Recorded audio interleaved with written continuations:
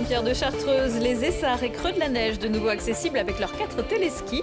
La liaison se fait pour l'instant en dameuse. Au-delà de l'hiver, les nouveaux délégataires visent une exploitation 4 saisons. Les points forts et les points faibles de l'économie métropolitaine. L'antenne locale de la Banque de France a fait le point lors d'une réunion avec les responsables de Grenoble-Alpes Métropole et des organisations consulaires. Et comme la Tour Perret, elle fête ses 100 ans cette année, installée rue des Alliés, la coopérative des coiffeurs à Grenoble fournit aux pros de la coiffure et de la beauté des équipements et produits dont ils ont besoin avec le conseil en plus. Bonsoir à toutes et à tous, ravi de vous retrouver dans ce JT du lundi 3 février 2025. Du lundi au vendredi à partir de 18h, l'essentiel de l'actualité du Grand Grenoble. Saint-Pierre au plus haut des pistes. Fermées en 2020, les pistes du haut du domaine de Saint-Pierre-de-Chartreuse rouvrent au public cette année. Les télésièges en bas étant toujours à l'arrêt, la Stas, qui exploite le domaine, a trouvé une solution originale pour transporter les skieurs. Maxime Sonnen. C'est une lueur d'espoir qui apparaît à Saint-Pierre-de-Chartreuse.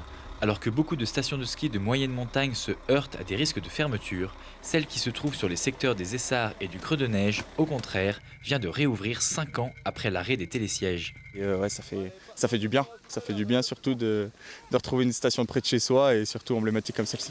J'étais vraiment extrêmement triste de ne plus pouvoir skier ici, où j'ai mon histoire, où mes enfants avaient leur histoire, ils ont appris à skier ici.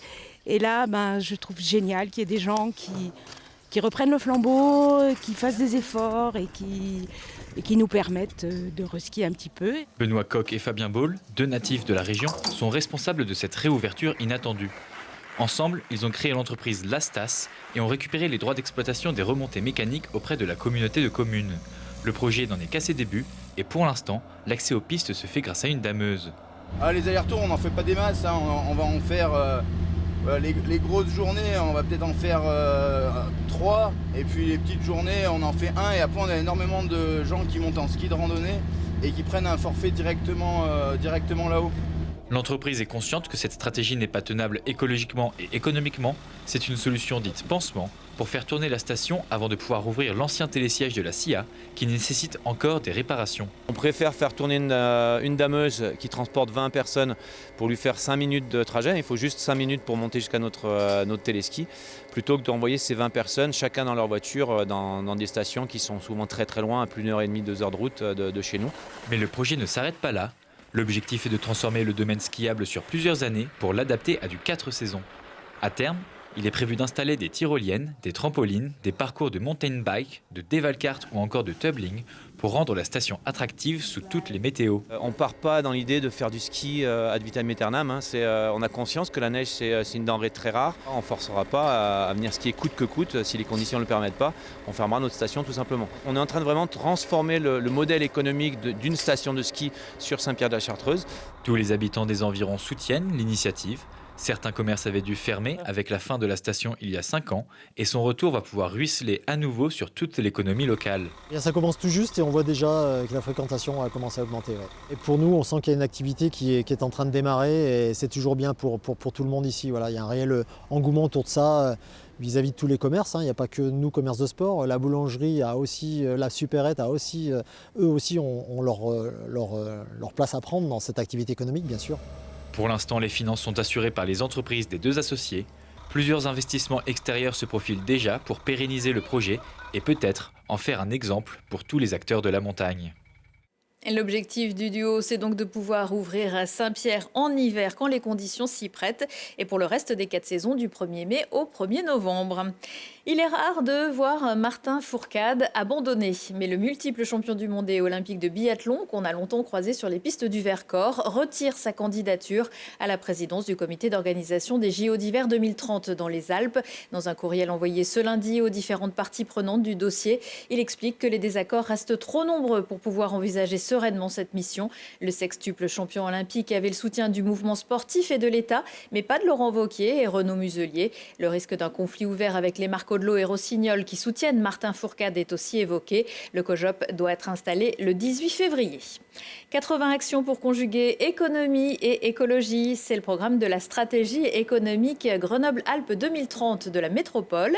Pour faire le point, les dialogues métropolitains de l'économie réunissent tous les 2 ans représentants de la collectivité collectivités, de la Banque de France et des chambres consulaires. L'occasion de découvrir la nouvelle édition du baromètre de l'économie métropolitaine. Un territoire très industriel, beaucoup plus que les autres métropoles françaises, que ce soit en proportion de l'emploi industriel dans le total de l'emploi privé. On est la première métropole de France en la matière. Ici, on a plus de 50 000 emplois industriels. Ça représente plus de 20% du total de l'emploi salarié privé. Et une autre bonne nouvelle, c'est qu'au sein de ces emplois industriels, on a une proportion très importante d'emplois qualifiés. Il y a aussi une autre caractéristique qu'on peut dégager, c'est la qualité de l'écosystème, en ce sens que la recherche, l'enseignement supérieur et le monde de l'entreprise collaborent très très bien. Ce qu'on voit, c'est que la métropole grenobloise a un tissu économique qui est extrêmement, innovant et, je dirais, plutôt en bonne santé et avec des chiffres qui la placent quasiment sur tous les critères au-dessus de toutes les autres métropoles de France. Et une des craintes, un des enjeux, c'est de ne pas perdre l'industrie que nous avons aujourd'hui. Ce que l'on voit, c'est qu'on a un taux de chômage qui augmente, on a des défaillances d'entreprises de plus en plus importantes en France. Nous, on a des menaces sur un secteur qui est la chimie, avec Arkema et Vencorex. Et la perte de ce secteur économique sera extrêmement importante en termes de conséquences. Des jours pas toujours roses, donc dans l'industrie, des suppressions de postes à prévoir aussi chez ST Microelectronics. 3000 emplois sont concernés en Italie et en France. La direction n'a pas communiqué plus de détails concernant les sites de Crolles et Grenoble. Le fabricant franco-italien de semi-conducteurs doit faire face à une baisse de 20% de la demande et espère ainsi économiser jusqu'à 360 millions d'euros. L'entreprise explique, je cite, qu'elle va commencer à engager un dialogue constructif avec les syndicats pour des programmes d'accompagnement de fin de carrière sur la base du volontariat. Les besoins importants en eau prévus par ST pour alimenter la production de puces à Crolles ont déjà fait couler beaucoup d'encre. L'eau, c'est aussi un vaste sujet pour Grenoble-Alpes Métropole, qui assure la gestion de l'eau potable dans ses 49 communes. La collectivité lance ce lundi et jusqu'au 29 février une enquête de satisfaction sur l'eau du robinet. Certains usagers seront contactés par téléphone pour répondre à un questionnaire en 7 points qu'on nous annonce rapide et facile. Laissez les historiens faire leur travail. La réponse de Sylvain Laval, interrogé lors du dernier conseil du SMAG sur le portrait de l'abbé Pierre, toujours visible à l'arrêt de tram Chavant, alors que de nombreux lieux ont déjà débaptisé suite aux révélations concernant le fondateur d'Emmaüs. Une réflexion serait en cours avec les historiens qui ont mis au point cette exposition sur les résistants. Le président du SMAG a par ailleurs expliqué que si le sticker apposé par le grenoblois Stéphane Gemani pour faire état des violences sexuelles de l'abbé avait été si rapidement retiré, c'est parce qu'il constituait une dégradation du mobilier public au même titre que les tags. La COP a 100 ans, peu connue du grand public, la coopérative des coiffeurs à Grenoble est pourtant une véritable institution. Shampoing, brosse, fauteuil et même formation. Chez ce grossiste, les coiffeurs du département trouvent de tout pour ne pas avoir à couper les cheveux en 4. Un sujet sans prise de tête de Gaëtan Loiseau. Cela fait maintenant 100 ans que la coopérative des coiffeurs à Grenoble existe. L'actuel directeur qui a fêté en grande pompe cet anniversaire avec son équipe et les adhérents revient sur les prémices de cette aventure. À l'époque, les coiffeurs se sont réunis dans une salle qui était le Café du Commerce Place Grenette, comme vous pouvez le voir sur ce document où ils ont rédigé la première assemblée générale. Un siècle plus tard, c'est la dernière coopérative de coiffeurs de France. Et il ne reste plus que nous qui avons conservé notre statut coopérative, qui a l'avantage de reverser ses bénéfices quand il en reste à ses adhérents. Et on reverse le même pourcentage à tout le monde. La plupart de nos concurrents ou confrères coopératifs dans les autres régions de France se sont regroupés et ont été rachetés par des grossistes. Mais la coopérative a su garder son corps de métier et rester une plateforme ouverte uniquement aux professionnels. Ce qui fait sa force, ce sont d'abord les marques distributeurs qu'elle est la seule à proposer sur le département, mais pas seulement. On fait également, parce que c'est important, des formations avec toutes les grandes marques et avec mon équipe qui est coloriste, avec de l'expérience, pour pouvoir leur faire connaître les nouveautés dans toutes les grandes marques, avec des ateliers dédiés sur place, sur lesquels on fait venir des formateurs nationaux. La coopérative touche surtout les salons de coiffure du département, mais augmente sa zone de chalandise en Savoie, Haute-Savoie et dans les Hautes-Alpes, en gardant à l'idée que d'autres acteurs sont présents sur le marché. Alors le marché reste quand même globalement compliqué. C'est vrai qu'Internet nous a fait beaucoup de mal. les magasins ouverts au public aussi. Et on essaye d'œuvrer pour que la coopérative soit en progression. C'est donc sur l'expérience de son équipe que la coopérative compte. Une équipe qui sait conseiller au mieux ses clients sur les nouvelles tendances, notamment en colorimétrie. La technique, elle change constamment. La coiffure n'arrête pas d'évoluer. Donc on est là pour leur proposer ces nouvelles techniques aussi. Alors que la mode capillaire a bien évolué et les marchés aussi, la coopérative a su répondre aux demandes des professionnels pour continuer d'exister. Et une chose est certaine, elle ne compte pas s'arrêter de sitôt. L'adhésion à la coopérative est de 19 €, mais on ne paye qu'une seule fois dans toute sa carrière.